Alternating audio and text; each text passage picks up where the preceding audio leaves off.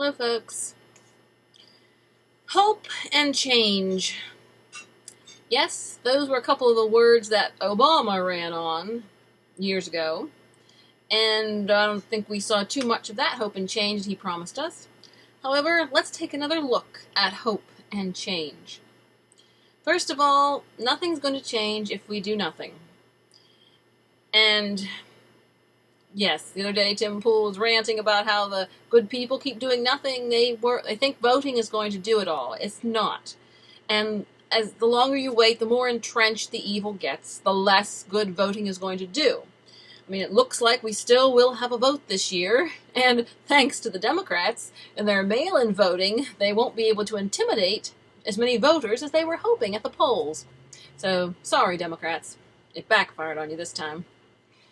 So, we do need to speak up. And I see some people say, I can't speak up because I have kids. Single people are not responsible for your freedom. We are each individually responsible for our own freedom, and I would think people that have kids would be even more eager to stand up for what they believe because they have more at stake than single people. Single people, we don't have kids, so we're worried about our own future, our own old age. But people with kids should be all the more eager to fight so there's something for their kids when they grow up. We hate to hand them slavery and poverty. We hate to do that. I mean, it's just, we're all on this earth temporarily, and we'd like to leave it a better place and like to pass on something to future generations. It's just bad form if we just leave them a pile of rubble. It's just like leaving a hotel and leaving a complete mess everywhere. And we don't want to do that. So, even if you don't have kids, by principle, we fight back. And I said we want our old age, too. Because, if the left wins, we're going to lose, like I said, our freedom. We're going to lose our electricity. We're going to lose our health care. And in our old age, we're going to be fighting on the front lines. And we don't want that. We're fighting for a peaceful old age, at least as single people. But, like I said, change is only going to start if we all do our part. All of us do our part. Like I said, I'll stick my neck out somewhat. But I'm not sticking it out too far for people who just want to pull back and let you sacrifice yourself. And that's what these politicians are doing. And so for them, they deserve to suffer. They deserve it because they pulled out and left us high and dry. So anyway, and I'm not asking you to go out in front of the mobs and stand there and scream at them. I'm not asking you to just put your life on the line so immediately. No, I'm asking you to think and use strategy. And I said, feels like we're in the middle of the, Salem witch trials. And whoever, people are going to accuse you of things just to get rid of you. And even whether they're true or not. So you still have to stand up at some point. Yes, don't be mean, don't be nasty, don't threaten people, but you still need to make a stand. Okay? And we can make changes in subtle ways too. For instance, we can do the same thing to the left as they did to us. And the first thing you do is start businesses, get active in culture. How do you think the left got to where they are today? How do you think they got to the high positions and the powerful positions? They started businesses. And also, some of these businesses used to be conservative. They either started businesses or they came in and took over a conservative business. And the conservatives never suspected because they're like, oh, a fellow American, take my business. We know you're a good person. And that's where the problem came. The problem came of not suspecting the left.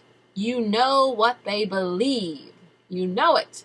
So you suspect them. They are not normal Americans. They are utopians, and we all are getting an idea of what utopia looks like. Take a look at Chaz. That's the start. Utopia in their fledgling years. So anyway, to protect our lives and our fortunes and our sacred honor, which we should be willing to sacrifice for our country, I mean, yes, this country's been good to us. It's been very good to us. So our duties lie here with it. So So we need strategy, and starting businesses and getting involved in culture is the start. It's the first thing. Because the left sneaked in, so now we can sneak in too, okay? And there's not really that many excuses, because there are, businesses you can start for nothing. There are $100 businesses, $50 businesses. So there are plenty of opportunities. We just need to have the will. Like I said, I just don't know what all the good people are doing. They're just working for the left, I guess. Working for the left and making them rich. And that is a real concern, that there's not enough concern in the community. I mean, and as far as the Christians, yes, the Lord says, come out from among them and be separate. But there's also a point where we need to, that's as far as sin is concerned, but we need to care about our country. I'm sure the Lord wants us to care about our country. We are all individual communes, like the Amish or the Mormons or whoever, or not all individual communes. And we're supposed to care about our country. So, like I said, we need to get tough and get going. That's a fact. We also need to stop supporting left-wing companies. Boycott left-wing companies. I know a lot of you already are doing that. Good job.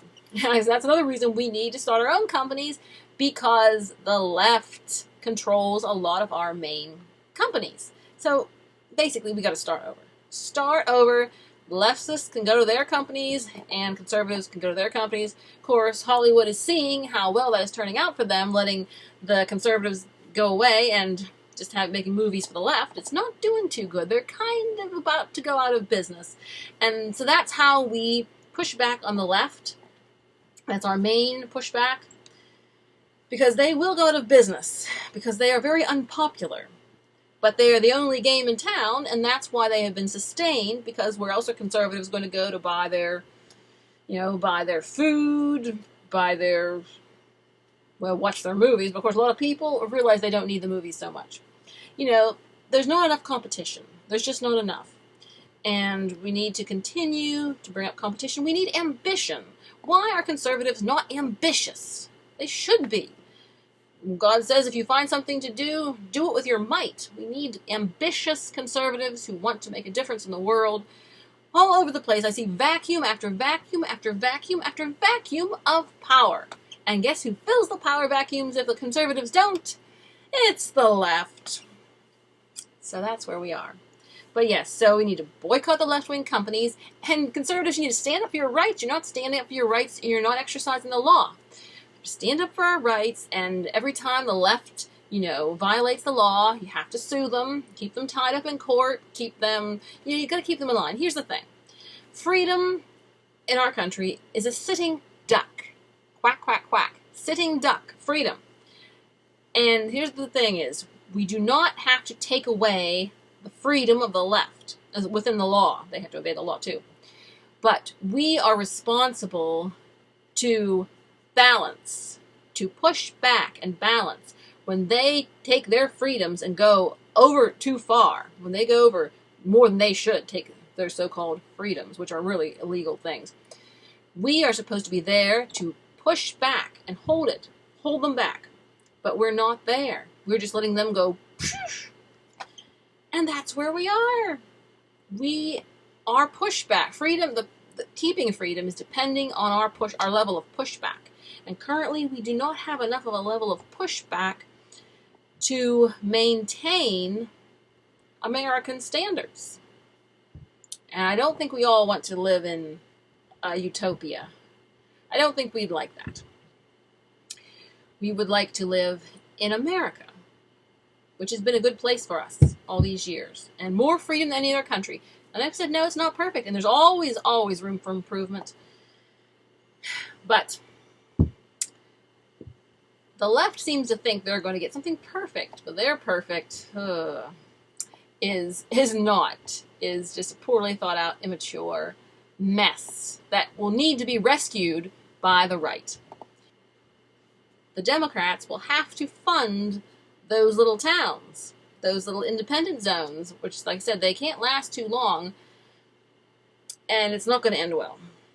So we have not been pushing back against the left, so in a way it's our fault, the good people's fault, that we have come to this, because we have not fought back culturally, legally, or even verbally. And we've allowed the left to go insane. If we had pushed back more, we would have kept them in check. But as it is, and nothing will change unless we change. We have to change. We cannot just be sitting back in our own little comfort zones, because we're going to be coming out of our comfort zones whether we like it or not. We are. And we got to be prepared to do what we have to defend freedom and defend our families, our homes, communities, and all that. So, I'm going to end with quoting the Star-Spangled Banner.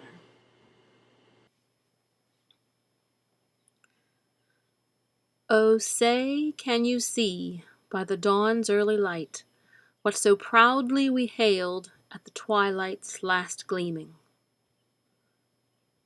Whose broad stripes and bright stars through the perilous fight, o'er the ramparts we watched, were so gallantly streaming.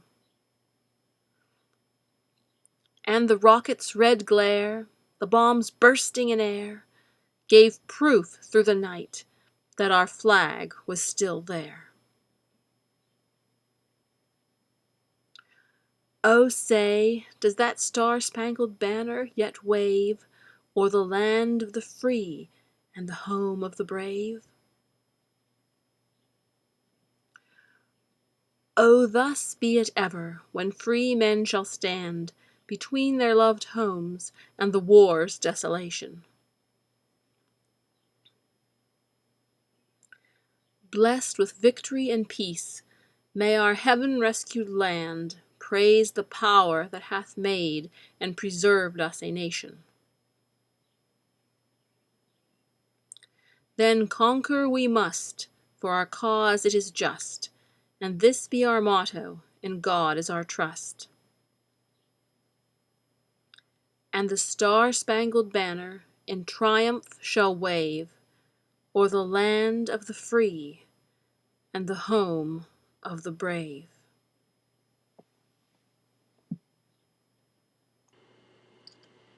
And we must take courage. I said, America has forgotten God. We've gotten lazy about everything. We've got lazy about freedom, and we've got lazy about saying our prayers. And I think this is the time to start. This is our wake-up call.